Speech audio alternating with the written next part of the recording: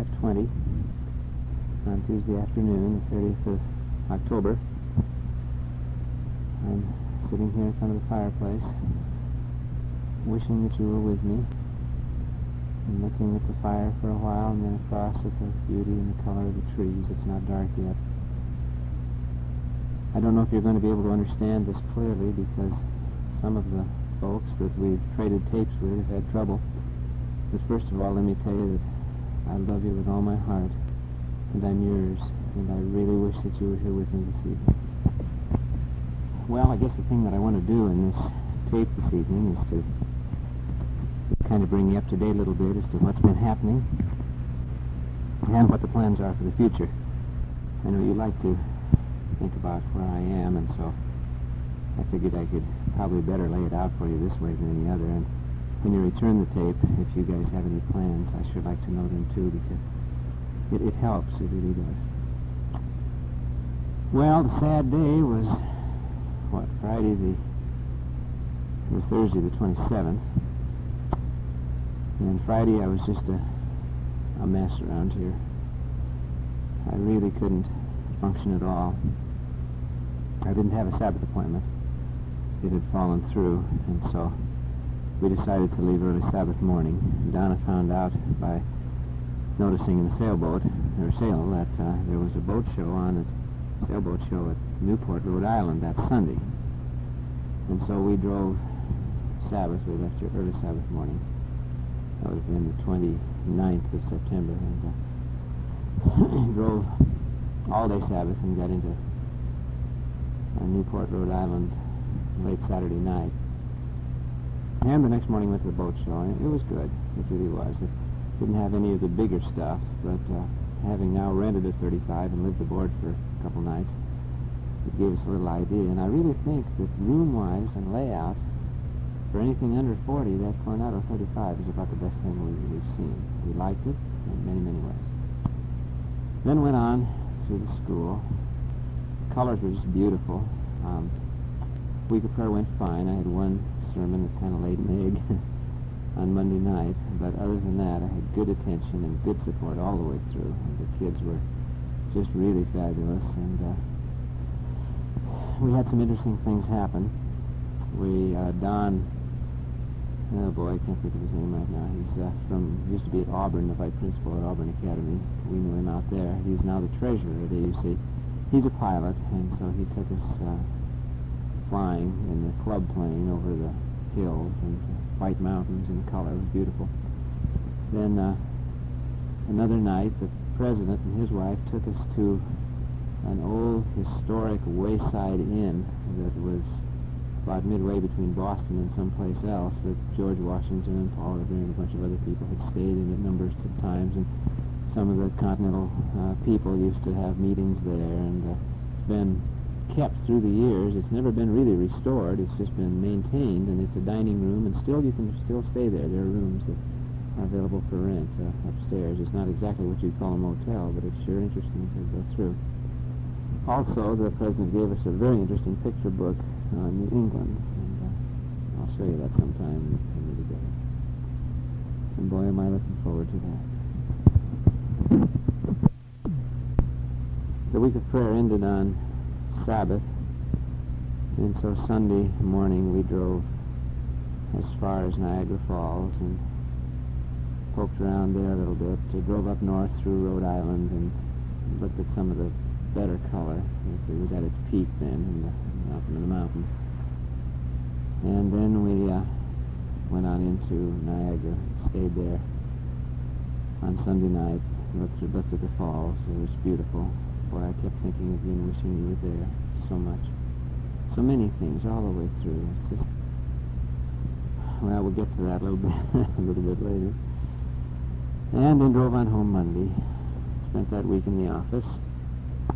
Then the next weekend, that would be the 12th of October, I was down at Indiana Academy, and I think I mentioned to you in one of the letters, I had a real nice visit with the kids when I was down there. They are sure sweet and very, very friendly. And Donna spoke about it too. She was impressed very much by them.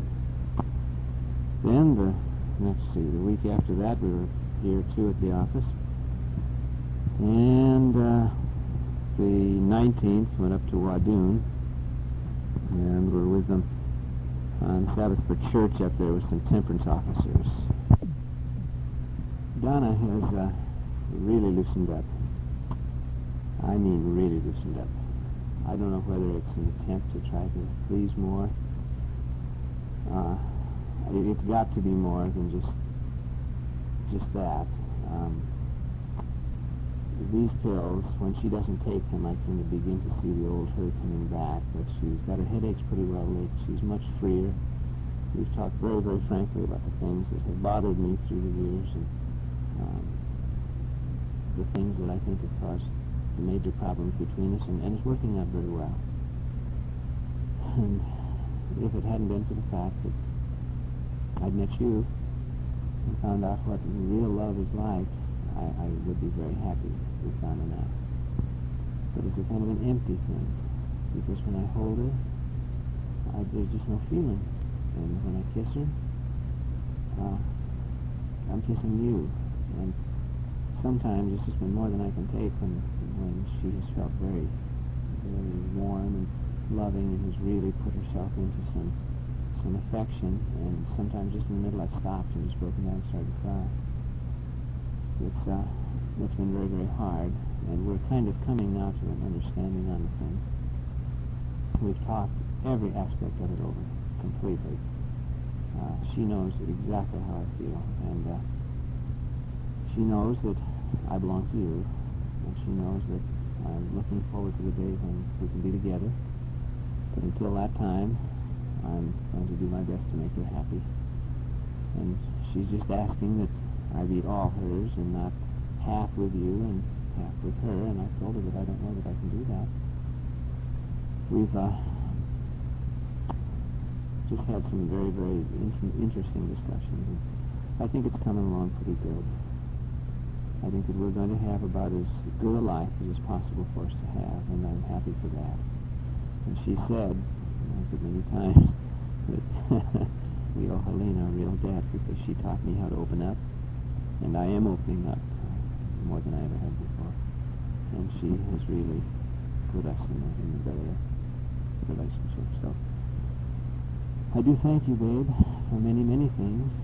And one of them is that while we do have to wait, life's about as good as it could be without you. I hope that it's that way with you. I mentioned in a letter, I think, that life is too short to be unhappy in the present while waiting for the future. If there was any way within my power that I could just walk away from this thing and go with you, I would do it. I am 100% yours. I have no question on our relationship. And I love you with all my heart. At this point, I just do not believe that it's possible for me to do that. Nobody knows how things are going to be in the future, what the picture will be like. All I know is that I'm just waiting and biding my time, and when the opportunity comes that it can be done in such a way that there isn't a terrible, terrible price to pay, that it would be now, I'll be yours. And until that time, I hope that both of us can have a reasonable share of happiness and just have the warmth of the relationship that we've known in the past to just kind of cheer us on a cold night or on the rain like it's doing right now, man. When the water washes down those windows, it's awful tough, I'm going to tell you that. Excuse me for the delay there. It took me a little bit to get a hold of myself. But, man alive, to think about the times that we've shared here in this house, and the love that we've expressed with each other, the times that we've laid in front of this fireplace and watched the rain come down and watched the flames and just talked and shared our love. Wow, there's been nothing like that, Helena, in my whole life. And I thank you for it. And I just want you to know that it's been too good for it to end now. I don't know how, but somehow, some way, some time, we're going to live together and we're going to share our love and we're going to belong to each other. And that faith is about the only thing that keeps me going. Well, I've kind of gotten sidetracked from what I was saying here. Anyway, Donna has really tried. And it was kind of interesting as we drove through. We started back Sabbath after church, and we got as far as Madison and driving along there about 6 or 6:30 in the evening.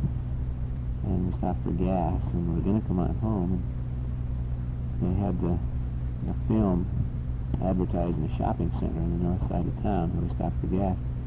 Advertised Brigadoon. Well,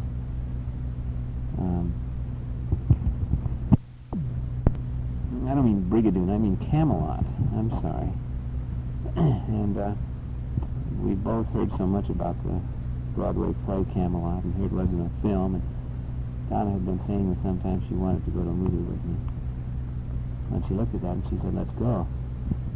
And I said, "Wow, it's in the Union." And she said, "Well, whatever you think." So we decided that we'd just kind of slip in before the showing started, the time before was out, and you know, not be real obvious. And so we got a motel and went to the 8 o'clock or 8:30 showing of. It's a beautiful movie. It's kind of sad the way it ends. It's much like us right now, being separated. And, Donna was very quiet all the way through it because she could see our relationship so much. A woman who had a casual relationship with her husband and a very beautiful relationship with a lover. Anyhow, Donna has finally broken down on that particular aspect of it, and I don't know what the future holds, but anyway, she has been to her first show. Well, we got back from Wadoon on Sunday. We're here this week, last week, and then went down to Indiana. Boy, oh boy, I wanted to see you in some ways, and I dreaded seeing you in others. I was kind of afraid you'd show up and afraid you wouldn't, and every time a car pulled in, I would just about break my head trying to crane my neck and see if it might be a green convertible. And wondering what I'd do, just act very casual and wave and go the other way, or come running over to the car and shake Tom's hand, or I just didn't know exactly how to act. I kind of have mixed emotions about Kokomo for this reason. But then I suppose as long as I'm in the Union, I will be meeting up with you people, and I don't know how Tom is going to react, but I'm just going to play it cool and try to be friendly and keep it on the same basis that it was when he left here the last time I saw him. As far as you're concerned, babe, I'm not going to be able to show my love to you any more than we have been able to do in public in the past. But it's there, and I just don't want to have to go home and be afraid that because I was unable to show it to you, it will plant a question in your mind about whether I've changed. I haven't, and I will be hurting because I was unable to show it to you. So I have this question: if we meet, and I want to see you so awful bad, and I just leave it up, I guess, to you. If it works out conveniently and you're there, that'll be beautiful. If it works out so that it wasn't best for you to come, why, perhaps that's the best way. I don't really know, but time will tell on that anyhow. During the time that I've been home in the week, I've tried to spend one day a week working downstairs to get the house ready because I don't know, this thing is kind of changing as far as my attitude toward you is concerned. At first, every time I came across any thought of you, it just stabbed me terribly, just tore me apart. And every little memory, you know, just very, very hard. This is changing now, and sometimes things hit me very, very sadly, but mostly just, you know, a glow, like when I run. I really look forward to that because I spend that time with you when I'm running, and often I'll stop down there for a minute or two in that little, down at the end where you used to pull in there by that lot that you guys wanted to buy. And just tell you I love you. And I don't know, it just kind of makes me feel close. And not sad at all, really. And when I see things that I want to share with you, I wish you were here. There is that awful pain and stabbing that it was. It's possible that, I don't know, we could hang on here for a while. Don't know whether that would be best or not. But the house is being worked on so that if something does come through, we'll be ready to go. Incidentally, Joe Hansen is the president. I told you this a little on the phone, of the Alaska Mission. We're old buddies from Oregon days. We broke in there together, and Joe's been the president of Alaska for 13 years, and he's just getting kind of tired and getting migraine headaches from the pressure up there. Some of those Alaskans are characters, and Joe's not the most diplomatic guy in the world. He's had some run-ins with some of the people. So he told me that he had sort of noticed that he was looking for something else, and that one of these days he thought they ought to replace him and put someone else in. He said that he had recommended very highly that I be the one to replace him to the president, Elmer Waldy, who's president of the union. Actually, the North Pacific Union Committee is the conference committee for Alaska. It's a mission. So they'd be the ones that would elect whoever goes up there. I've got a lot of friends out there from when we worked in that office. Joe says that Tom Ashlock, the Sabbath School man, well, actually he's the MV man now in North Pacific, would like it very much, but that several are against him because he's not diplomatic enough and he doesn't know anything about finances. And Joe said that he felt that I was the most diplomatic guy around and that I could read the statement and keep him out of financial difficulty, and he was pulling for me, and that he thought there was a very good chance it would go that way. Don't know when it'll be. Probably they'll start working on a call for Joe, and my guess would be that they'll be looking for someone after the first of the year, maybe middle of the spring. We also, incidentally, had word sent to us by Gil Bertuccini of the Temperance Department that if we were interested in taking the South American Division, that it's open now, and that would be in Montevideo, which is right on the coast. I don't know whether we could live on a boat and work there or not. We'd have to learn Spanish. We'd be 6 months in a language school learning Spanish. But that if I wanted that just say the word and I could have it.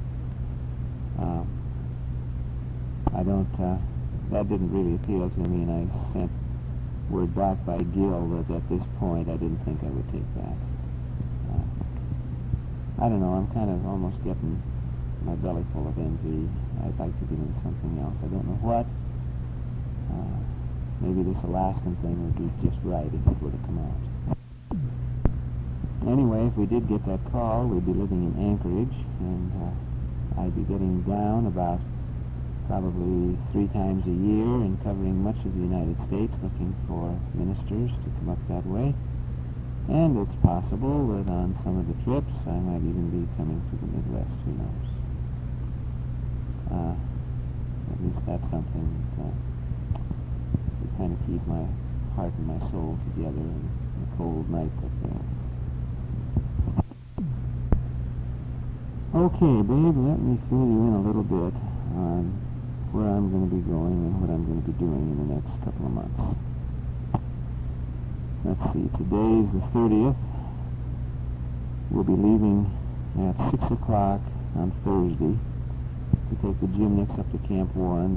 The list will have been posted Wednesday, and the team will know then who they are. And Thursday we go up for a weekend of studies and spiritual emphasis to try and pull the team together, get some tumbling practice, some singing practice, some Bible study, and just get a little spirit going with them. Then I'll leave there Saturday night, and Sunday morning early be driving into Chicago to the office, the Illinois conference office, for meeting with the Illinois Pathfinder leaders. And then Sunday night driving part way, and Monday morning probably the rest of the way up to Rice Lake, Wisconsin, where I'll start a week of prayer, have meetings in the school in the morning, and meeting in the church in the evening every day. And then Friday afternoon, I'll drive down to Kokomo, be there for the rally on the 10th. Once again, boy, I will go in there with my heart up in my mouth, just aching for a chance of you, and yet dreading facing Tom and putting everybody all together. Be interesting to see what happens. Then the 11th, I've got a wedding. Janice in our office is getting married. Incidentally, she'll be out here with her boyfriend at 8 o'clock tonight for some counseling, so I'll have to kind of get this thing wound up by then. Donna shouldn't be back for around 9 or so. And then the next week, I've got a couple of chapels at Andrews University Academy and a comparative religions class on Wednesday with the Catholic high school. I've gotten in there to take a class telling about Adventists once a semester. It's interesting. Then this Sabbath of the 17th, I've got church here for the teenagers at Andrews in the seminary hall. And then sometime the next week, the week of the 18th, I imagine we'll probably leave here Wednesday the 21st, maybe Tuesday the 20th. We'll drive down as far as SMC and spend Thanksgiving with Ed. Larry Taves, Tanya's brother, is going to be down there also over Thanksgiving. Then we'll spend Friday and Sabbath with Ed there. And Sunday, drive from SMC down to New Orleans. Boy, I'll tell you, that one is really going to kill me. That's been the city that I have looked forward to going to with you, probably more than any other place, because, man, that is your kind of city. It's a swinging place. It's, I don't know, you just love it, and someday I'm going to take you there, and I'm going to hold you, and we're going to walk down those streets, and we're going to see the sights, and we're going to share it together. I promise you that. But we'll go there anyhow on Sunday the 25th, and the guys will be coming in on Monday, and we'll be there with our Secretary's Council. I've got 3 big things to plan with them, so it'll be a real heavy meeting. We've got to lay all the plans for the Union-wide Pathfinder Camporee to be held next September in southern Illinois. No, I should say northern Illinois.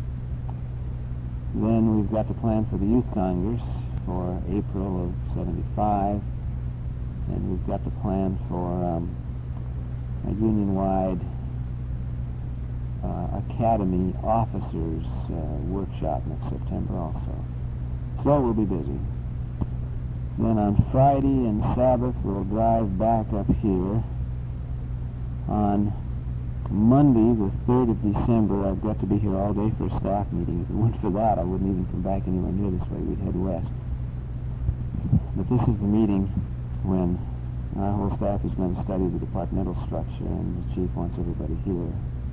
So Monday the 3rd, I'll be in meeting here, and then Tuesday we'll head west. And Friday night, I've got to be at Canadian Union College. That's north of Calgary, Alberta, Canada. It's about 1,500 miles, and in the winter, that's going to be kind of a tough drive across the north part of the state. Then, let me see, from CUC, I'll finish there on the 8th, Sabbath the 8th of December. Then, on Sunday the 9th, we'll drive on down. I don't know then whether we're going to be, well, where we'll go. We'll either go to Portland and stay with Marlene at Columbia Academy, or else we'll go to Yakima and stay with Donna's brother for that week, from the 9th through the 15th. Carolyn, Donna's niece, is getting married the 16th in Vancouver, Washington, which is just right by Columbia Academy, so we'll probably spend a weekend at least with Marlene. I imagine Sunday and Monday we'll go down to Yakima, spend probably there till Thursday, the Thursday drive on down, and spend the rest of the weekend in Portland. Carolyn's wedding is the 16th. I'm officiating at that, and that's one of the things that I'm awfully glad that I'm able to do. Um, if this whole thing were to fall apart after the first of the year, I would feel better about it than I would have if it had happened in October, because it would have really, the family, it would have just been a terrible blow to them. And it would be anyhow, but at least this is something that Carolyn's she's always wanted Uncle Ed to marry her from the time she was a little kid, 8 years old, while she was telling me that I was the one who was going to marry her when she got married. And to have had to cancel that because I was leaving Donna would have been a tough thing. Then Donna's going in for her surgery on Monday the 17th and will be operated on Tuesday morning the 18th. She's in good shape. I have every reason to believe she'll pull through this in flying colors. I really do. If something should happen to her in that surgery, and it will be quite a heavy one, she'll be general anesthetic for a long period of time. Well, then I suppose you'd have to decide whether or not you wanted to leave Tom and sue for divorce. But if you were free, I don't think I need to tell you, if anything happened to Donna, I'd be sure hoping that you could free yourself. But anyhow, we'll take it one day at a time. Then I'll be there with her for a couple, 3 days till she gets out of the hospital, probably Thursday. Then Friday the 21st, I'm flying alone down to San Francisco to marry the daughter of friends of ours, Melanie Reber, in, well, just south of San Francisco, down around Mountain View. The practice is Saturday night and the wedding is Sunday. And then I'll fly back either Sunday night or Monday and spend Christmas with Matsonville. All the family will be together there, except Carolyn and her husband, who'll be on honeymoon, and Ed and Tanya. So that'll be real nice for us. Then sometime after Christmas, we'll be starting back this way. And my guess would be that we'd be back here by New Year's. So I'll be getting in touch with you again, I suppose, probably sometime around Monday, January 7th, something like that. I don't know when your kids are going back. I'd call you Wednesday or Thursday, the 2nd or 3rd, but there's a chance that your holiday thing may still be hanging on. So why don't we just kind of plan it for me to give you a buzz on Monday the 7th. How would that be? I should have a tape back here from you by that time. Incidentally, it doesn't seem possible, but it'll only be just another few days and we'll be out of here. Let me see. This is the last of October, and just about 3 weeks from now we'll be leaving for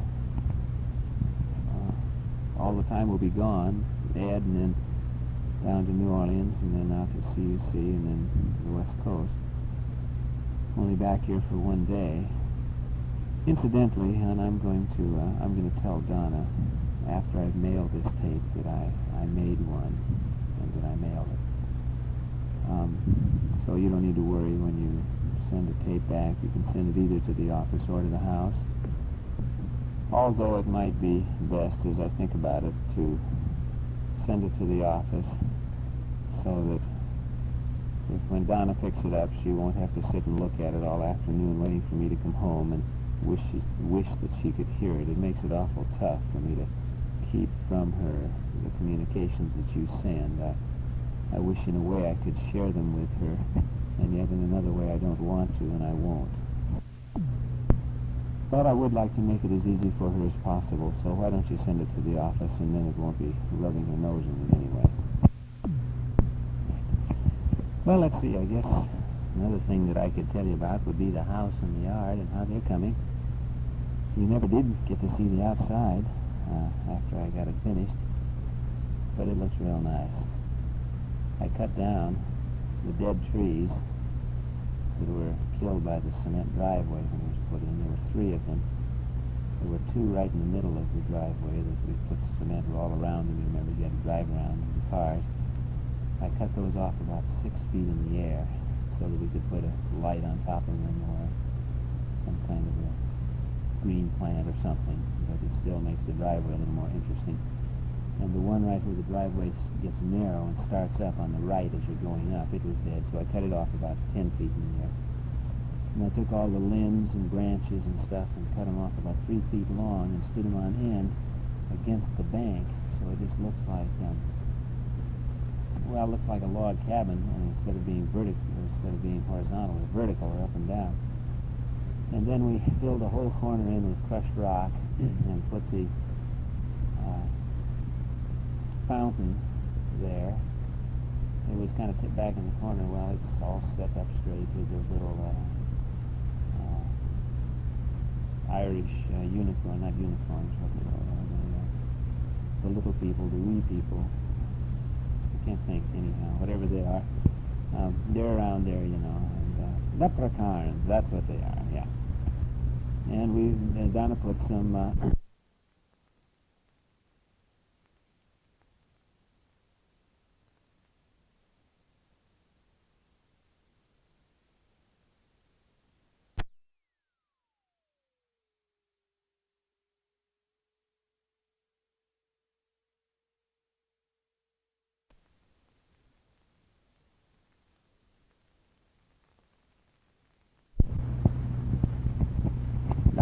green stuff. Looked like it was growing up out of the corner there, up the walls. It looks real nice, it really does. Down in the basement, I've got paneling, real light white, kind of, almost look like white painted oak paneling on the ceiling. And I boxed all of those pipes in with paneling, and it looks real nice, it really does. I think we'll be able to get our money out of the house and maybe even make a little. Don't know the way things are going up now. If the interest rates would just come down, why, then everything would be under control. Well, honey, I guess that about takes care of the things that I wanted to tell you and needed to tell you. It really doesn't, however, express my heart. My heart is full of many, many things. For you, gratitude for all of what you've done for me and for the love that I just feel flowing from you whenever I think about you, whenever I hear from you. Gratitude for the change you've made in me. I would never have believed that I could be as open or as honest or as much of a, I don't know, just kind of available as I've been. I've always kept myself so completely to myself, and you've shown me a new way of life, and of course never with anyone will I be as open as I am with you, but you've taught me that it's better to be that way, and I'm enjoying it. I really am. You've taught me to live by feeling. I've always been a pretty logical guy and do the thing that is the logical thing to do, whether you feel like doing it or not. And now I'm just kind of doing things that I want to do. And it's kind of amazing, but Donna's doing the same thing. She's always been very matter-of-fact, and now it's helped our relationship. It really has. And I thank you for this. But most of all, I thank you for your love. Just knowing that you love me, and knowing that you are mine, no matter what happens, where we go, what we do, and that someday, and babe, I hope that someday isn't in a long ways in the future. I just can't believe that it will be. I really can't. And someday we'll be able to spend the rest of our lives together. It's the most wonderful thought in my world. I just live for that day. But I'm enjoying now. I really am. I'm not going to let myself ruin a part of my life in longing for something that I can't have now.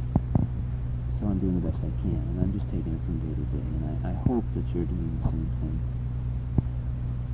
You know, this thing is kind of shaping itself up in my thinking.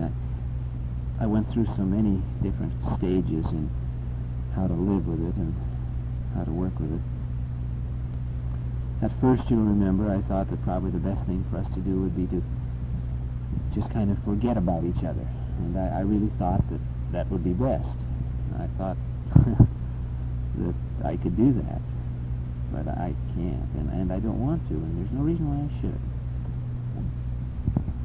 You have my heart, and you have, even though we're not together, a place in my life, and even though I'm living with Donna, I will not deny that, and I will not try to forget it or put it off. It's one of the facts of life. I think she is learning to adjust to this and to live with it, and although it's hard, and although I don't keep holding it in front of her all the time, that's the way it is. I believe that the best thing for us to do is to keep each other in mind, and yet not so much that it ruins the joy and the happiness of every minute and now, and that we keep in touch occasionally. I say occasionally. I don't know how much that will boil down to being, but I think enough so that we keep in touch with each other's thinking and each other's actions. This business of only trying to let Dick Dower know where we are, I don't think I can live with that. I think I want to openly, at least as far as Don is concerned, be in touch with you on occasion. I'm thinking that at times when Don and I are together, I will openly buy something for you and tell her that I'm going to send it to you. And just, I don't know whether this will work out, but this is my thinking right now. We've, as I've told you a good many times, I guess, come to a place where I think this is going to work out all right, and I can give her enough affection and enough of my time and share of my heart so that she is satisfied, although I know she would like to have all of it. She knows that I have given myself completely to you, and she's willing to accept this as long as it does not come between us to a point of where she feels shut out. And so I'm trying not to shut her out. Now, I don't know whether I should ever contact you openly in front of Tom. I won't unless you tell me it's the thing to do. As I think about it, I don't know, it might be just as well if Tom didn't know we were in touch.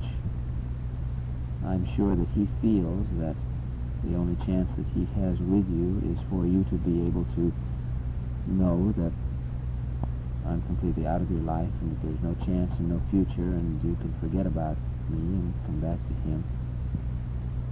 And I don't know, maybe if I were a good enough liar I could do that, but I can't do that. I love you, and I cannot tell you that I don't love you. And I would come to you in a minute if I could, and I can't tell you that I wouldn't. So, but if Tom knows that I'm stirring the pot and keeping the fire burning, he may become desperate enough to do something to try to stop that. I don't know what it would be, and it might be, I don't know, it might be best if he didn't know that we were in touch. That's something that only you can decide, and I'll be very happy to abide by your decision in it. But anyhow, I'm yours, and I love you with all of my heart, and I live for the day when we will be together. Well, I guess that about says it. I may think of something before this evening is over, but as of now, that about sums up what I'm feeling. So, hang in there, and I'll do the same, and I don't know where this road is going to take us, but honey, we're going to live together. And I just hope, and if there is a God up there, I pray that it can be soon, while there's still some of us left to give to each other. But I guess we'll just have to kind of let time take care of that. It's very comfortable here right now. I feel so good as if you're here, you know? And I feel just content more content than I have, I think, any time since we saw each other last. And right now I'm just feeling completely at rest in your love. And I lay here and watch the fire and think of the time that we shared this very spot. And I don't know if we'll ever share this spot again here. That could even be. But wherever, we'll share a spot in front of the fireplace. And we'll hold each other. And we'll love again. It's gotten dark outside while I've been taping this, and the fire's kind of burned down and it's glowing. It's very dark and quiet in here. And I just can almost feel your presence. I hate so much to turn this thing off and take the tape out. I don't have anything more to say to you. But I wanted to talk with you so badly. And when I do that, why, this talk is over. But I guess all good things must come to an end, so I'll do it. And, when you get this, I hope you can understand it all right, and just know that it comes with love wrapped all around it, through it, with it. All the love that I have and all the love that I possess is yours. Good night, honey. Sweet dreams. Or maybe I should better say have a good day, because you'll probably be listening to this during the day. But all my best to you.